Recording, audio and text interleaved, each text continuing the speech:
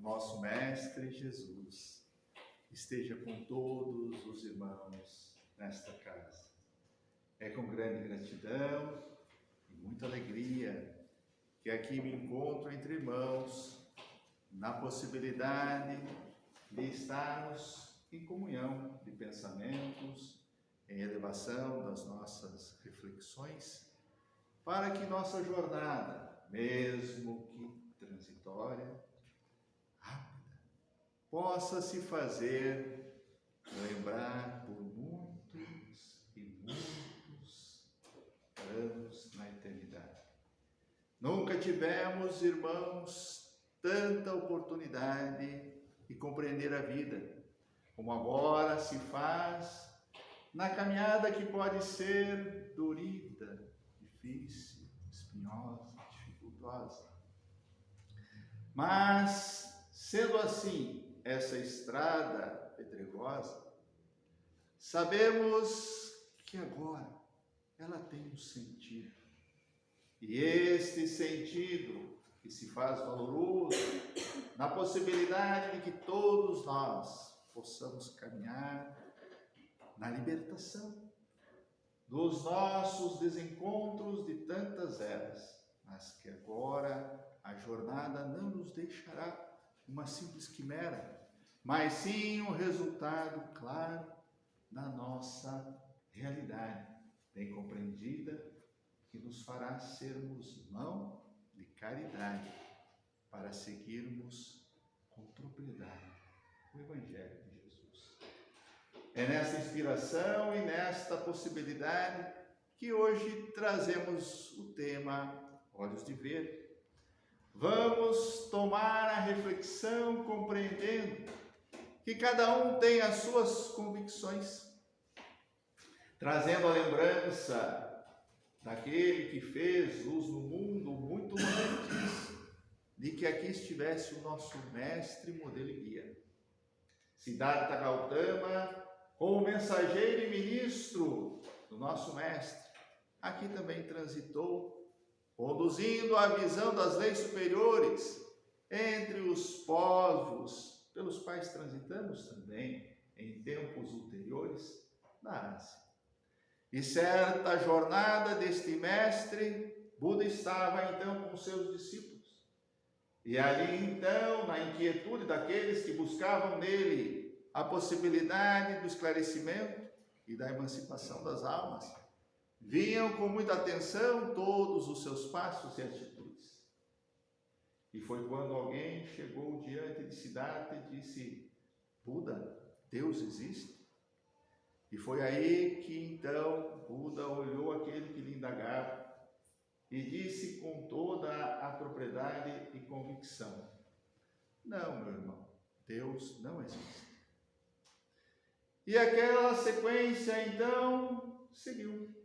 E mais algum tempo, no mesmo dia à frente, curiosamente seguiam os discípulos junto de Buda, a olharem as atitudes e os pensamentos que surgiam nas reflexões, das indagações, mas eis que surge novamente um estranho com a mesma indagação: Buda, Deus existe? E Buda olha, e todos já sabiam a resposta, mas ele reflete naquele que lhe indaga e diz, com toda certeza, Deus existe. Os discípulos ficaram, de certa forma, atônitos. Mas se o mestre de manhã tinha uma ideia e agora, próximo ao meio-dia, tem outra, saibamos respeitar e entender o motivo. E seguiram naquele mesmo propósito de acompanhá-lo naquele mesmo dia. Mas eis que a surpresa maior estava ainda por vir. No final daquele dia, entre muitas outras questões que corriam, surge então um novo estranho a indagar. Buda, preciso saber de você. Deus existe? E foi aí que Buda olhou, refletiu, pensou, tomou tudo o que parecia existir dentro daquele que lhe indagava e concluiu sem ter qualquer dúvida, dizendo: talvez exista. A questão foi bastante difícil. todos que lhe acompanharam naquele dia, não tiveram, portanto, aí dúvidas no que então indagar. E aquele que se fez mais corajoso de enfrentar o mestre, que então tinha toda a adesão naquilo que falava, mestre, não querendo criar anátema ou dissenso, mas percebi que no dia de hoje, 3 vezes lhe perguntaram a mesma coisa e destes 3 respostas diversas. Foi aí que Buda simplesmente olhou o seu discípulo e disse: por um acaso somos iguais?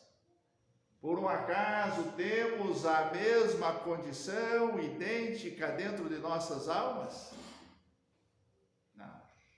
A uns a dúvida, a outros a certeza, a outros a negação. Mas tenham uma clara compreensão de que todos ao mesmo destino chegarão. E é exatamente aí que uns entram por esta porta abençoada, trazendo a dúvida. Outros trazem a certeza. Outros, portanto, chegam com a negação. Mas todos vêm buscar a mesma água que descedenta para a eternidade.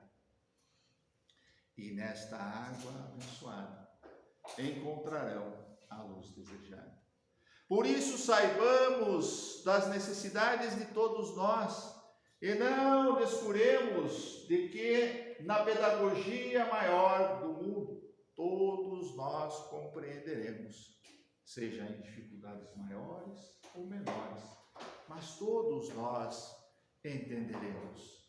Porque os olhos que tomarão, portanto, a possibilidade de não simplesmente enxergar, eles começarão a ver e a entender que atrás de toda essa nossa plástica existem almas aflitas, desejosas de encontrar a paz. E por mais que relutem, nunca estarão abandonadas, porque sempre haverá uma alma mais evoluída e abençoada, que estenderá as mãos e lhe trará o socorro, mesmo que isto implique os desafios do enfrentamento. O espírito de Dolores, por psicografia do Chico, nos traz, portanto, uma lição de amor, mas de desafio. Quando nos diz que nos planos superiores, Maria Dolores encontrou um espírito já desprendido, se chamava Aurora, espírito abnegado, seguia nas hostes de trabalho e auxiliando a todo lado. Mas eis que em trânsito, nas mais diversas missões de auxílio, eis que a Aurora diz a Dolores, tem que voltar, portanto, a trilhar na carne. Mas Dolores indaga, por quê? Você que já se desprendeu, que já conquistou, portanto, o direito e o merecimento de seguir, então, sem ter que enfrentar o corpo, que todos sabemos, é só tormento.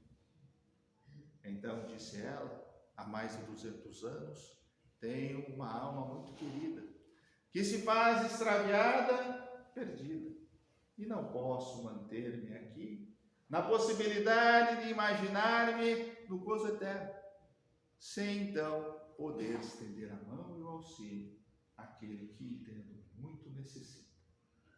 Mas foi aí que então veio certa curiosidade, e Dolores ficou a pensar quem seria esta alma perdida.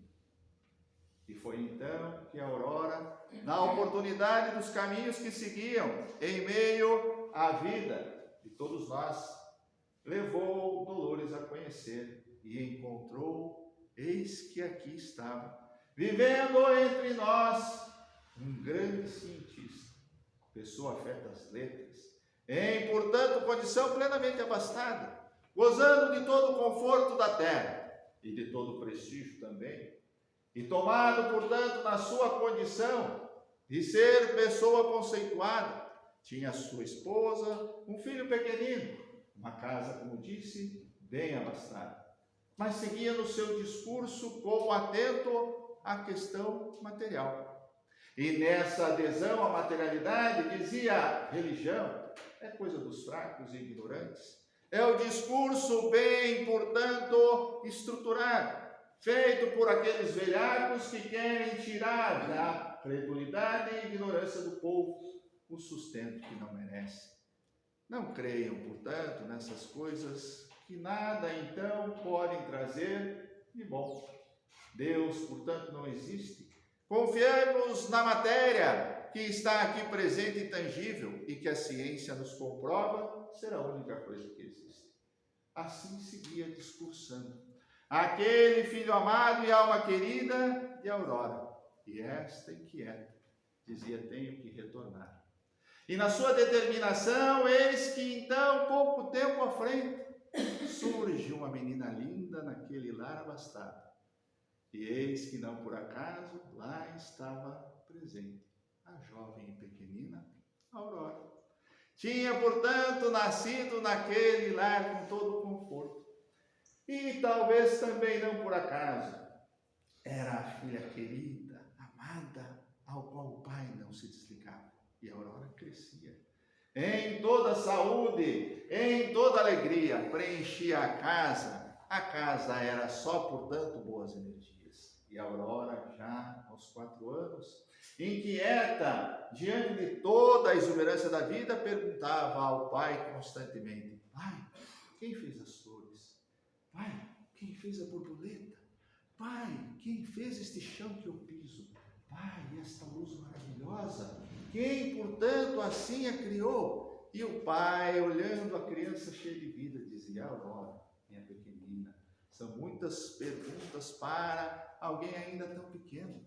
No tempo devido, papai vai responder. Não se inquiete tanto, apenas curta este seu viver. E assim seguiu o pai, sempre postergando as respostas à jovem Aurora.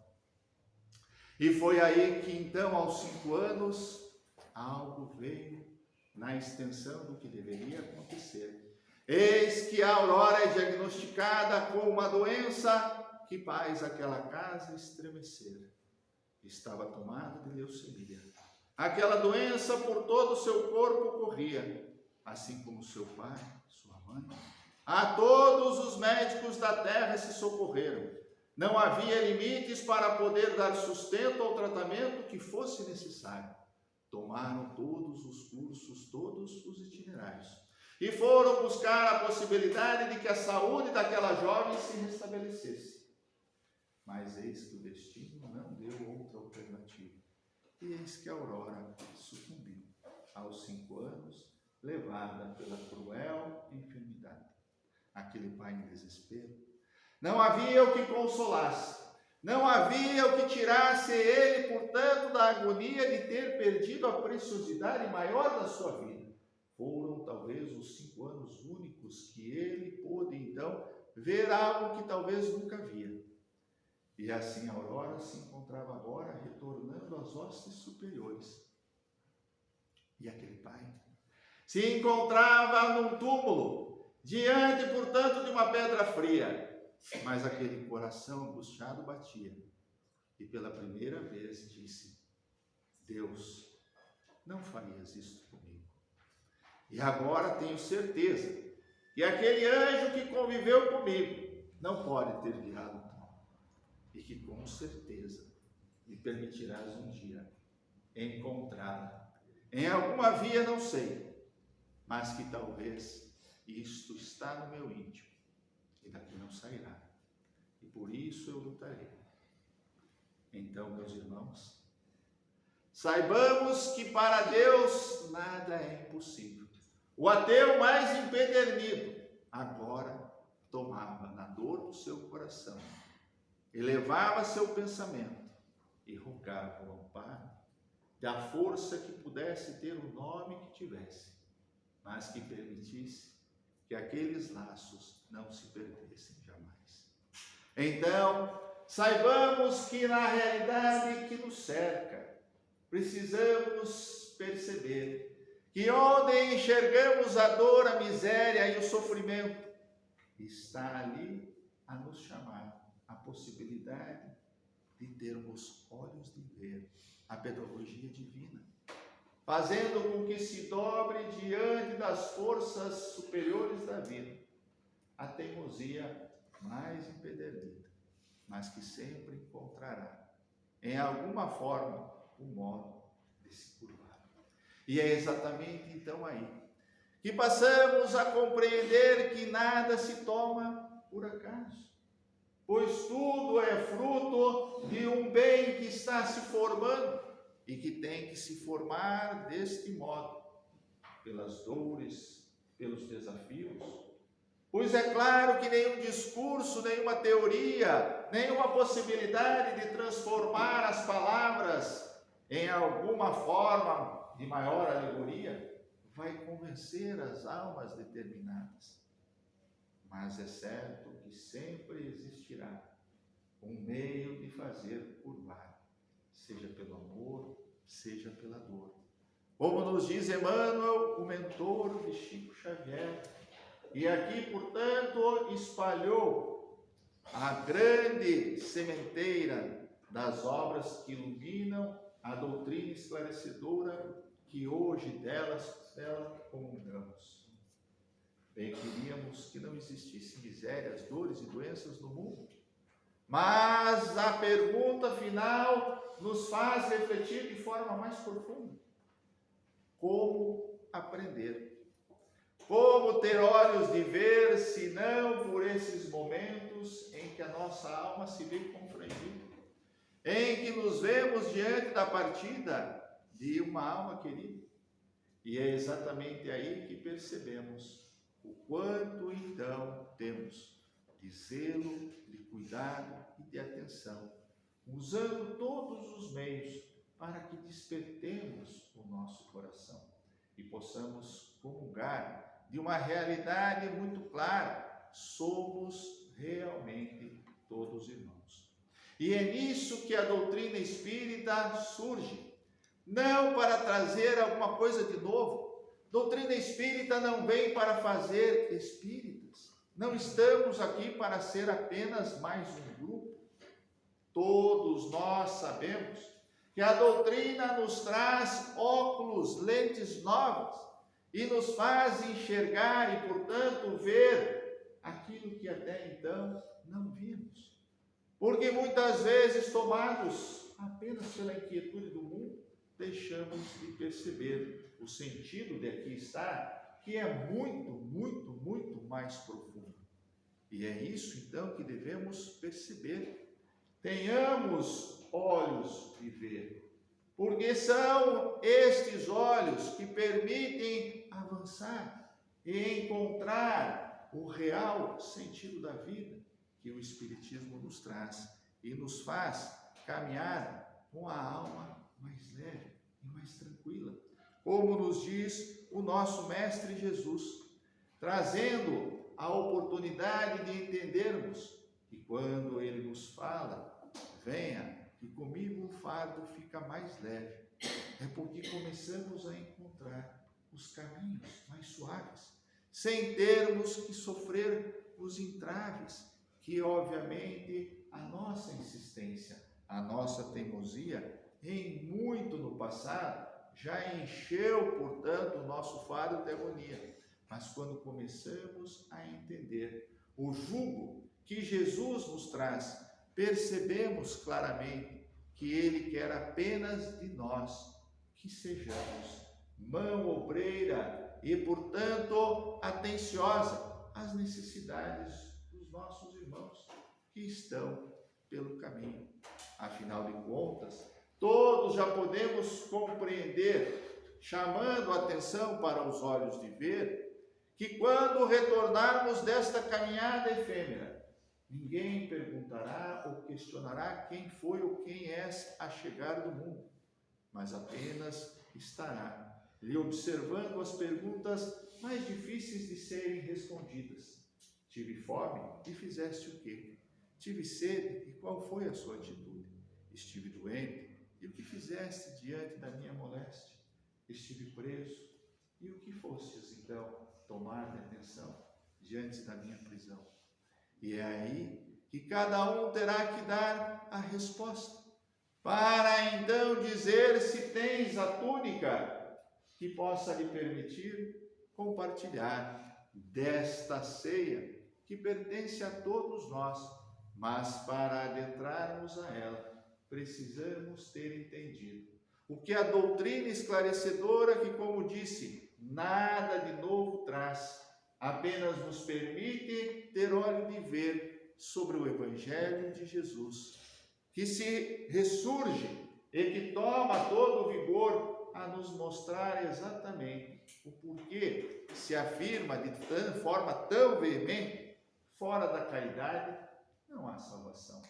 E o que é a caridade? Nada mais do que a nossa atenção, com benevolência, com indulgência e com perdão. E na medida em que nesse tripé possamos conduzir a nossa jornada, a nossa vida, fazendo com que ela seja abençoada por nossos atos, por nossas atitudes.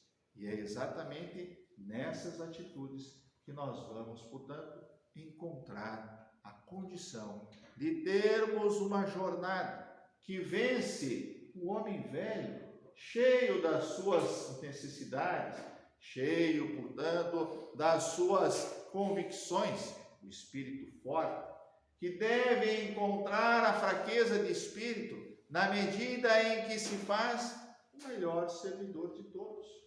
E é exatamente para isso que a doutrina surge, para nos chamar, não para sermos espíritas, mas para sermos melhores servidores, para sermos homens de bem.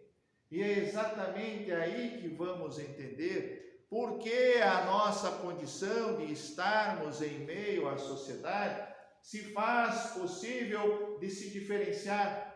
Lembremos, portanto, do poverello, aquele que trilhou, portanto, a caminhada e se entregou de forma plena e humilde. Francisco de Assis seguiu, então, sua jornada até o término da existência. E exatamente quando estava já para encerrar os seus dias terrenos, na circunstância em que então se encontrava conversando com Frei Leão, o seu confiteiro, tinha ali então nesse grande amigo, que lhe fez uma pergunta pouco tempo antes. Disse ele então a Pai Francisco, como era chamado, Pai Francisco, que estava ali cego, e mesmo cego tirava as ervas daninhas que estavam em torno da sua horta cultivada com muito zelo e carinho. E ele seguia tirando aquelas plantinhas, aquelas ervas daninhas. E aí então perguntou o Frei Leão: Pai Francisco, se a morte lhe colhesse agora, o que estaria então por fazer? O que desejaria estar, portanto, se ocupando? Ah, Frei Leão, se a morte aqui chegasse, continuaria cuidando do meu jardim. Nada mais. Tenho, portanto, a desejar que não seja estar de bem como aqui estou comigo mesmo. E foi este que nestes momentos também chamou todos aqueles que acompanhavam no seu ministério e que, portanto, o tinham como um provedor maior e disse: eu estou partindo e vocês também. Vão pela Europa, levem o Evangelho do Cristo a todos que possam encontrar. Mas uma coisa quero lhes pedir: somente ousem falar alguma coisa, se for muito necessário. É aí que vamos entender a mensagem de Pai Francisco. São as atitudes que importam, não os discursos. São as nossas ações que fazem a diferença, são nossas atitudes. É por isso que a caridade não se faz, portanto, em teoria, mas sim se faz em determinação. E esta determinação é que surge no meio e que transforma os dias tristes em alegria, na disposição de servir e fazer as coisas mais simples e que, obviamente, nos levarão à possibilidade de termos as coisas mais complexas. Pois o nosso Mestre Maior nos disse: aquele que for fiel no pouco será fiel no muito. Então, saibamos entender com toda a propriedade. O Espiritismo vem nos trazer lentes para abrir os olhos e enxergarmos a verdade. Só existe uma realidade diante do mundo, a possibilidade de sermos servidores, de sermos aquela mão que faça a diferença, que assim zele do seu caminho e possa dar o exemplo, bem cuidando do seu cantinho. Afinal de contas, tudo sendo feito com muito zelo, com muito carinho, com muito amor, estará fazendo com que se frutifique, com que se exemplifique, com que se mostre como se deve zelar deste mundo, para que quando retornemos, possamos dizer, aquele cantinho ficou um pouquinho melhor. E é exatamente isso que devemos entender, aquele cantinho tem que ficar um pouquinho melhor. E é exatamente no seu agir, no seu atuar, que ele realmente assim ficará. Então, tenhamos a certeza que a doutrina alarga, nos auxilia, mas obviamente que todos nós devemos entender que só no nosso agir é que vamos realmente realizar. Ela vem auxiliando, esclarecendo, trazendo a ciência, trazendo a filosofia, mas nós precisamos entender a necessidade de nos transformarmos. Porque então, se não levarmos a cabo o nosso enfrentamento, estaremos, como disse Paulo, se ficar com os problemas, se ficar com as circunstâncias mal resolvidas, se ficar com as queixas, estarei, portanto, trocando o Cristo por este fardo de indiferenças. Então, significa dizer, tenhamos a meta. Saibamos, sim, todos nós temos dificuldades, todos nós enfrentamos este homem velho, dito por Paulo também, mas entendamos, se hoje já temos esta luz que nos dá lentes a enxergar mais longe, então vamos mais longe, porque graças ao bom Pai já somos o que somos. Não podemos querer então andar para frente olhando para trás. Não há por que então ficar remoendo os acontecimentos que podem ser de todos os matizes. Há que se fazer renovar, e é este o chamado do Cristo. Caminhemos enquanto a luz. E obviamente esta luz se encontra neste momento de jornada. Porque quando voltarmos, e isto, portanto, não quero decepcionar ninguém, todos voltaremos, nossa geração tem um compromisso, outra já está correndo pelos jardins da infância, dizendo, a algum momento pegaremos o bastão, e entregaremos para estes que estão pequeninos, nesses jardins barulhentos, o mundo de transição. Então saibamos que a nossa jornada deve ser firme e determinada, enquanto temos esta missão. E cada geração traz a sua. Mas não há que se colocar qualquer dimensão além de onde nos encontramos, pois que cada um tem que frutificar onde está plantado. Chico representa bem.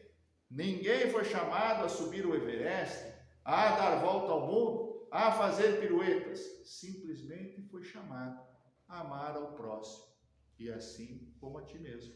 E no upgrade, vamos chamar assim, de Jesus, amem, porque no final de sua jornada, o Cristo dá um tom a mais. Amem como eu os amei.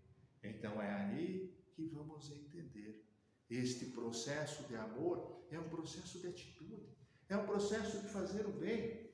Pedro, inquieto, perguntava a Jesus, mestre, como posso, portanto, amar? Pedro, fazendo o bem, já estará amando. Fazendo o bem e perdoando na inquietude de Pedro, estarás amando, começando a compreender esta necessidade de amar o seu semelhante. A cena aconteceu pouco após a partida de Jesus. Pedro abre a casa do caminho com a colaboração de muitos cristãos que surgiram empolgados pela realidade do Cristo, que obviamente era avassaladora. Não havia como ser indiferente depois de ter visto e acompanhado alguns passos daquele que iluminou o mundo. E assim a Casa do Caminho surgiu. E Pedro estava lá, acolhendo todos os miseráveis que lhe batiam à porta. Mas obviamente que carregavam todas as bases da sua formação hebraica, com todas as reticências que envolviam fariseus, saduceus, essênios, e estavam ali dentro desse turbilhão, porque nesse turbilhão, entre fariseus, saduceus e essênios, chega o Cristo e diz a lei de amor, e este Senhor das vinhas é um Pai zeloso e bondoso. Obviamente que isso estremeceu as bases de todos. Carregavam então este conflito, entender as suas próprias castas, mas agora uma realidade que envolvia a todos com igualdade. Então foi nesse momento em que Pedro tinha a responsabilidade de conduzir, sendo ele a pedra dita assim por Jesus, tomava, portanto, agora ele, com suas inquietações, um fato curioso. Batia-lhe a porta naquele momento uma prostituta recém-apedrejada, tomada de chagas e feridas purulentas, estava agonizando na porta da Casa do Caminho. Eis que todos dizem: chama Pedro, ele tem que resolver esta situação. Ninguém queria tocar naquela criatura impura, entendida como de qualquer, não merecedora de qualquer consideração. E ela agonizava, necessitando de atenção. Pedro inquieto, como fazer, como recolher esta mulher tomada de um passado em que todos a conhecem, e que aqui os pensamentos não tomam outra direção, teve o que merece. Então, como trazer para dentro? Corre para o interior da casa, eleva-se em oração. Eis que ninguém mais do que o Cristo se materializa diante dele. E simplesmente olha para Pedro e diz: Pedro, eu não vim para os sãos. Quando Pedro vê o mestre diante de si materializado, naquela frase que ele, Pedro, já muito tinha escutado, mas que agora lhe calava o coração, Pedro, portanto, sai retilíneo em direção à porta. Abre a porta e diz: mulher, entre. Ela, atordoada e assustada, sem quase ter forças, eleva um pouco os seus olhos ao alto e diz: quem é você? Porque aquela acolhida ela nunca tinha tido em toda a sua vida. E Pedro simplesmente olha para ela e diz: sou teu irmão. Sou teu irmão. Sou teu irmão. Somos todos irmãos. Não podemos, portanto, negar a ninguém por seus erros, equívocos e tragédias da vida a possibilidade de olhar em suas feridas e dizer: sou teu irmão. E se posso levar um unguento, que leve, portanto, para tirar a aflição. Pode ser simplesmente um abraço, pode ser um lume para tirar a dor do estômago, pode ser um remédio, pode ser uma simples oração, mas não podemos negar nunca o amparo aos nossos irmãos. Saibamos entender, então, que esta é a necessidade deste mundo que se faz de transição, mas é um mundo sectário que está caminhando para que todos possam entender esta frase, que muito tempo ainda está relutando: somos todos irmãos. E nessa liberdade, não importa todas as convicções, as dissensões e as ideias, saibamos caminhar onde estivermos, entendendo esta proposta de sermos realmente irmãos. Porque já não temos por que carregar qualquer dúvida. Sabemos da vida eterna e da vida futura. Ao espírita não há, portanto, qualquer possibilidade de ter uma atenuante da dúvida. E é exatamente aí que os fariseus perguntavam: nós também estamos na condição de cegos? E Jesus disse: se fossem cegos, não teriam pecados. Então, saibamos entender a extensão da expressão olhos de ver. Não nos basta simplesmente enxergar, Não nos basta enxergar, portanto, os erros, a corrupção, a prostituição, as mazelas, as más intenções, os interesses que todos no dia a dia acabam tergiversando com os valores por suas próprias inquietações. Somos todos irmãos. Aquele que está pilhando, aquele que está errando e aquele que está ajudando, são todos irmãos. São apenas algumas graduações. Talvez onde esteja o prostíbulo, lá atrás, não estávamos em melhor condição. E estamos hoje na possibilidade de estarmos dando o nosso exemplo, não de discurso, não de querer criar moralismos que não nos cabem, até porque os desafios são exacerbados. Façamos o pouco que nos cabe onde nós estamos. Chico, em uma passagem também marcante para entendermos os desafios que estão ao nosso lado, foi tomado por uma reunião de senhoras e mais alguns outros que lhes acompanhavam, totalmente espantados com as circunstâncias dos abusos sexuais que estavam sendo informados. Eram, portanto, abusos de toda a ordem que estavam presentes nas notícias que corriam na sociedade. Situações em que os assédios eram alarmantes e havia necessidade de se educar aquele povo quanto à sexualidade. Chico recebe, portanto, todas aquelas menções de alarme e a situação parecia estar toda perdida. Foi quando então disse às senhoras: Chico, precisamos abrir frentes para educar este povo. E Chico simplesmente, naquela sua humildade, olhou para os inquietos que estavam à sua volta e disse: minhas irmãs, meus irmãos, quem serão os professores? É a grande questão que sempre nos inquieta. Como podemos querer ser professores se as inquietudes ainda se fazem ou ainda tomam morada em todos nós? Saibamos compreender a nossa reforma interior. E nesta reforma interior, sem querer reformar o mundo, estaremos de algum modo contribuindo, de modo decisivo e profundo, com nós mesmos, pois é a nossa reforma que estará sempre trazendo uma melhora neste mundo e neste conjunto. Este é o nosso contínuo e o nosso constante chamado, a nossa necessidade de refletirmos sobre quem realmente somos e em que extensão estamos, na perspectiva do que realmente queremos. É muito importante entendermos. Ninguém está no mundo para ter as maiores posses, mas para ter posse de si mesmo. E esta posse de si mesmo, no sentido do nosso autocontrole, no sentido então de enxergarmos aqueles que estão à nossa volta como merecedores de todo o nosso respeito e carinho, e não da nossa expoliação, do nosso proveito momentâneo. É aí que vamos perceber a transformação e a redenção que nos cabe a todos nós, mas com plena confiança, com plena certeza de que então estamos vivendo uma vida diante de tantas outras que já vivemos, e isso não podemos ter dúvida.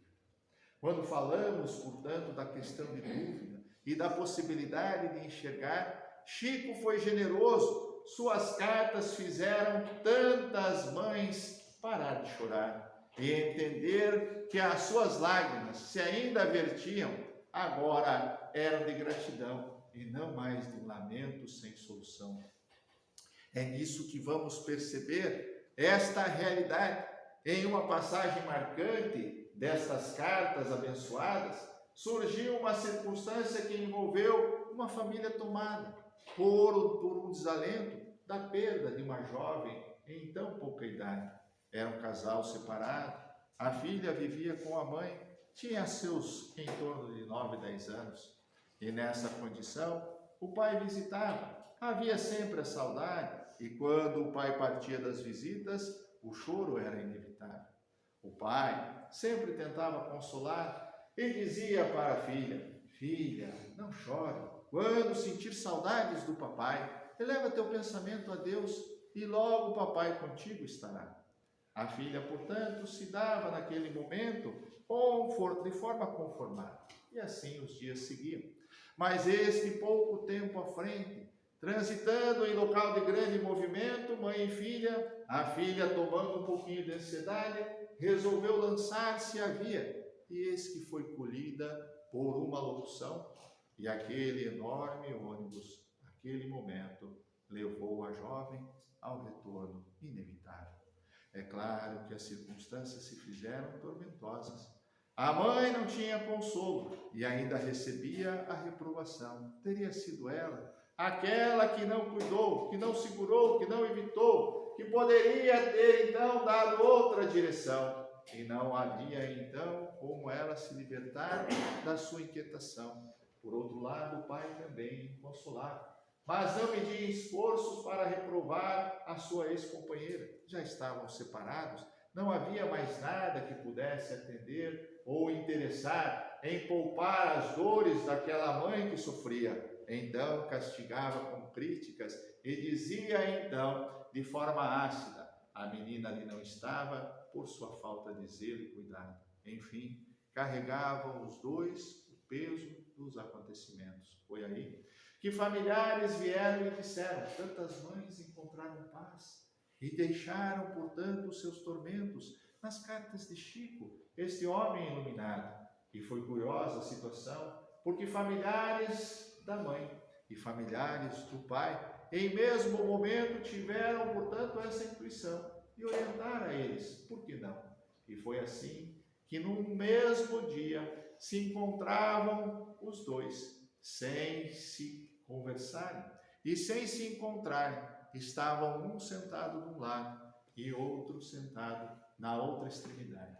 Não se viam, mas estavam ali, diante daquele que com a cabeça baixa só escrevia. Acompanhavam, portanto, aquela sessão que seguia e ia, portanto, à madrugada, porque na madrugada as cartas começavam a ser lidas. E assim, na leitura das cartas, foram surgindo as histórias. E eis que em determinado momento, uma carta surge dizendo assim: aquele ônibus tinha que assim ser. Aquele acidente não tinha como ser evitado. Não se culpe, mãezinha. Tudo está explicado. Eu estou bem. Quando então as referências se fizeram na extensão dos acontecimentos, aquela mãe levantou em prantos, dizendo: é minha filha. E nessa condição, portanto, seguia para abraçar e receber a possibilidade de acompanhar a carta que Chico lia. Mas no mesmo rompante da mãe, levantou, portanto, o pai do outro lado e disse: embusteiro, você brinca com os sentimentos do alheio. Esta carta não é da minha filha, isto não tem qualquer lógica. Você é um mentiroso, está aqui apenas se aproveitando da credulidade deste povo. Chico não se mexeu, não mudou, portanto, um trejeito, nem piscou, continuou naquele seu conhecido jeito e seguia na leitura da carta, que ia para o seu último parágrafo, e assim no último parágrafo dizia: paizinho, quando, portanto, tiver saudades de mim, eleva teu pensamento a Deus e eu estarei contigo. Diante desta frase, aquele pai caiu de joelhos e disse: é minha filha, eu agradeço a Deus por aqui estar. Perdoe-me por todo o que fiz aqui, e é diante de todos que aqui estão. Esqueçam o que fui e que ajudem com suas orações, para que eu possa ser de agora em diante a uma irmã. Então, saibamos da realidade, convivemos com elas, tenhamos os olhos de ver para enxergar a nossa verdade e não cairmos em desatino, porque já não cabe para nós que temos este alívio e temos esta verdade. Não sejamos mais meninos, como diz Paulo e nos chama com toda a propriedade. Quando era menino, tinha e fazia e consumia as coisas de menino. Mas agora, que já sou adulto, tenho que me ocupar das coisas de adulto. Somos então aqueles que perfilharam tantas eras, mas agora já temos a possibilidade de sermos adultos. Já não somos mais quem éramos. E é exatamente então aí que precisamos compreender. Já enxergamos a dor do outro, porque já sentimos a mesma dor. Então, que sejamos e que estejamos em possibilidade de ser unguento de amor. E nessa possibilidade de não mais nos curvarmos pela crueldade, de não mais nos perdermos pelo egoísmo, de não mais nos perdermos pela vaidade, pelo orgulho, que seguimos então na possibilidade de fechar nossas reflexões com a prece de Cerinto, que nos leva a refletir por um outro lado. E este irmão que tanto trilhou na provação, na perdição e nos desencontros, ele diz assim: Senhor de infinita bondade, no santuário da oração, marco renovador do meu caminho, não te peço por mim, Espírito endividado, para quem reservaste os tribunais da tua excelsa justiça. A tua compaixão é como se for o orvalho da esperança em minha noite moral, e isto basta ao revel pecador que tenho sido. Não te peço, Senhor, pelos que choram. Clamo por teu amor em benefício dos que fazem as lágrimas. Não te venho pedir pelos que padecem. Suplico-te as bênçãos para todos aqueles que provocam o sofrimento. Não te lembro os fracos da terra. Recordo-te quantos se julgam poderosos e vencedores. Não intercedo pelos que soluçam de fome. Rogo-te amor para os que lhes usurpam e furtam o pão de cada dia. Senhor todo bondoso, não te trago os que sangram de angústia. Relaciono diante de ti os que golpeiam e ferem. Não te peço pelos que sofrem injustiças. Rogo-te pelos empreiteiros do crime.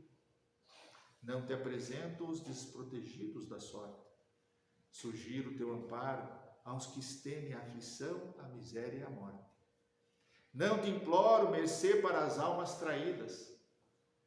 Exorto-te o socorro, para que os que tecem os fios envenenados da ingratidão, que estão em todos os caminhos, em todos os portões. Pai compassivo, estende as mãos sobre os que vagueiam nas trevas, anula o pensamento insensato, cerra os lábios que induzem a tentação, paralisa os braços que apedrejam, detém os passos daqueles que distribuem a morte.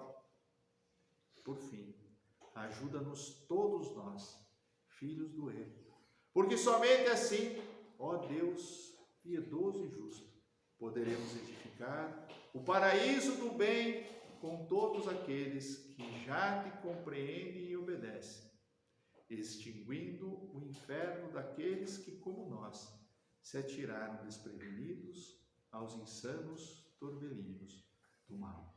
Cirino nos abre os olhos e nos faz ver que os grandes necessitados são aqueles, não que recebem os males do mundo, mas são os que promovem.